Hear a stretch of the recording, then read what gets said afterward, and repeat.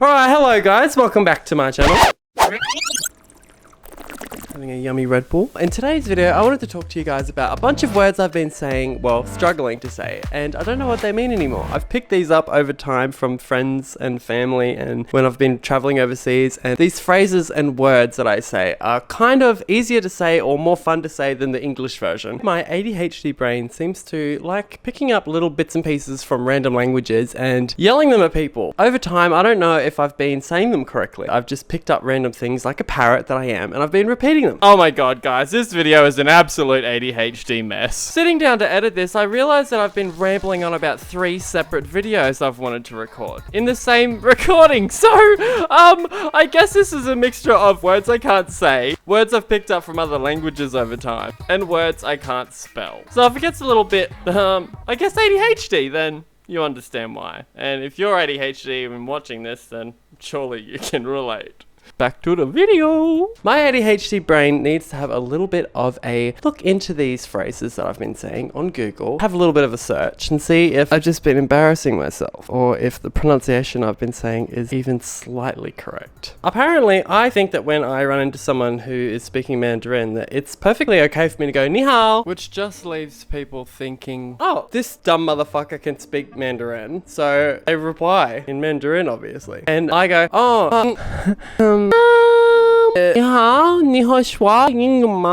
which from memory roughly translates to, can you speak English, please? Because I can't actually speak Chinese.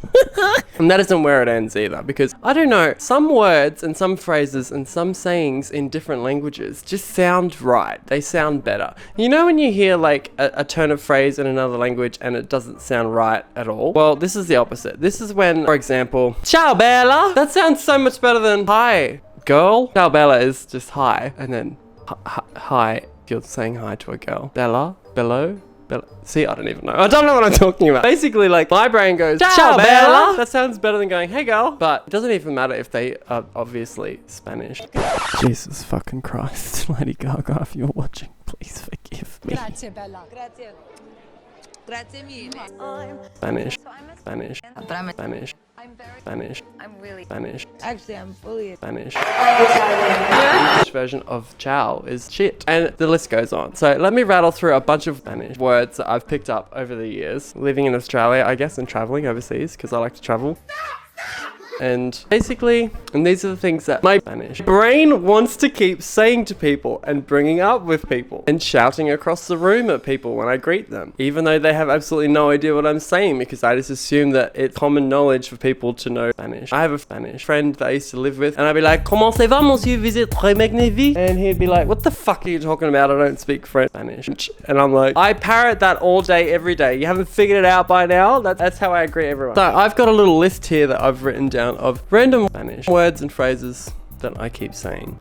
And off the top of my head, I can't even really remember what a bunch of them mean. I've never been to Greece, and I don't know how to speak Spanish, any Greek, but I like to say malaka all the time. So I'm gonna do some Google searching and see if the things I've been saying even mean what I think they mean, or if over time I've just started saying something that sounds Spanish, similar or easier than the actual phrase. Because I'm pretty sure there's no such thing as shistu malaka, but I've been saying it. I think what someone's taught me when I used to work at a Greek Spanish restaurant is different to what I've been saying, and I've just kept saying it anyway because I know that the malaka is. We'll have a look. We'll have a Google. We'll Google right now. I've broken this down into categories. Words that I like to say, my favorite words I fall into numbers. I've learned so many numbers. I used to grow up in a bunch of small towns in Australia. My parents used to move a lot for the mines and custody battles, parents splitting up and fighting over their kids. I went to a lot of schools, needless to say, and I learned a lot of random languages because every school I went to had a different like lot or other than English language that you'd learn in primary school. So these are random words I like to say, numbers I've learnt, and numbers that I know I'm not saying right anymore, because I know when I get halfway through saying French numbers, I end up switching into German numbers to finish, because when you get towards the end of the French number system, it starts to turn into binary code, and you need to have a degree in mathematics to figure out how to calculate any numbers after 12 in the French number system. So let's dive right in. Bam, bam, bam! Words I struggle to say. Oh, turns out I've got 2 different video ideas for this, but I just want to talk about this real quick. Guillermo. I don't know how, whenever I hear the word Guillermo, I instantly go, oh, That's that word that... That's that name. That's for every Guillermo watching from wherever you're from. Spain? Spanish? I'm going, this motherfucker. Guillermo, I hear that word and I go, oh, that's that word. That name! I hear that name and I go, that's the one that's spelled with L's and a U and an I. Because it's spelled Guillermo. And in my head, when I hear someone introduce themselves as Guillermo on TV or whatever, or I've only met one Guillermo and he was quite old and it was in my hometown. And in my head, I'm going, Guillermo, because my brain's like, how do I spell that? I have no need to spell that. I'm not standing there with a clipboard. He's not come up to me and gone, this is how, can I like check in or whatever? Can you write my name? I'm not at Domino's going, hi, how can I take your order? What's a name for your order? Guillermo. Guillermo. Guillermo. Guilermo.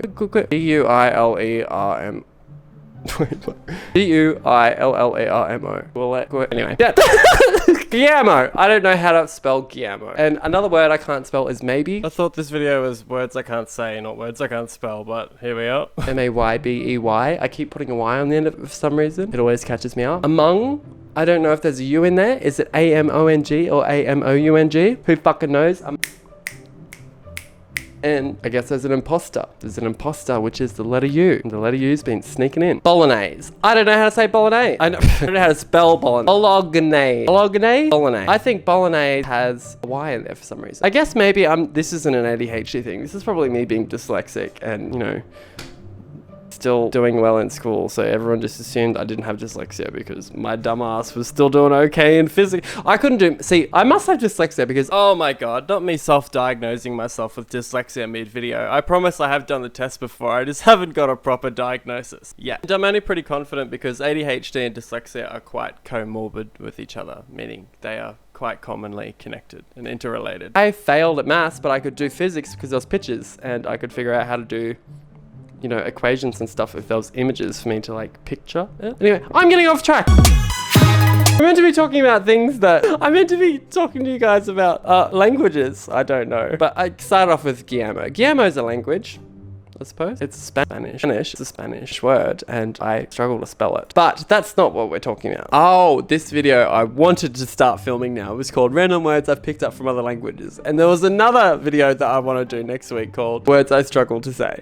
Or no business saying. Helicopter. Now, I used to have a housemate from New Zealand and the Maori, see, I'm so white, I can't even say it right. It's moldy, I think you say moldy, not Maori. Moldy to tupa tupa, or waka tupa tupa. Why are we rich? Cause we got it! Basically. And that literally sounds like waka tupa tupa, like a helicopter. It's like... That is so cool. It's literally the phonetic translation of a helicopter sounding like what it sounds like. I think that's fucking amazing. And the word helicopter for me sounded like that before that little Tony Lopez biche turned up and started swinging his peen around on TikTok. Waka tupa tupa. So let that sink into your brains, kids. Waka tupa tupa in New Zealand. Krankenwagen in German, that means ambulance. I think from original Vine, someone did a video that was like crazy. Krankenwagen! Someone called us Krankenwagen! Can you imagine someone screaming that if you had like a broken leg in the street or something and you got hit by an ambulance? A Krankenwagen? And they're like, someone called us Krankenwagen! A Krankenwagen has run over a boy! Schmetterling! That is butterfly. Speaking of gorgeous blue butterflies, my little brother came to visit me last week and we went to the Melbourne Museum where we found a bunch of these metallic motherfuckers. They are absolutely stunning. If you want to check them out, the link is in the description. We also ate some radioactive donuts. The most gorgeous, dainty insect on the planet, revered for its beauty. Schmetterling. It's amazing. This one isn't even a language. It's just Ulo. You know that blue, that dude from that movie. I'm obsessed with that movie. I'm embarrassed that I can't remember the name of the movie. It's my favorite fucking movie on the planet. And he says Ulo. And that's literally how I walk into work and I see my like workmates work. I'm like Ulo instead of hello. I don't know why. I don't know why. Can we talk about the fact that I've been quoting this wrong for 8 years? Olo. It's hello. Oh.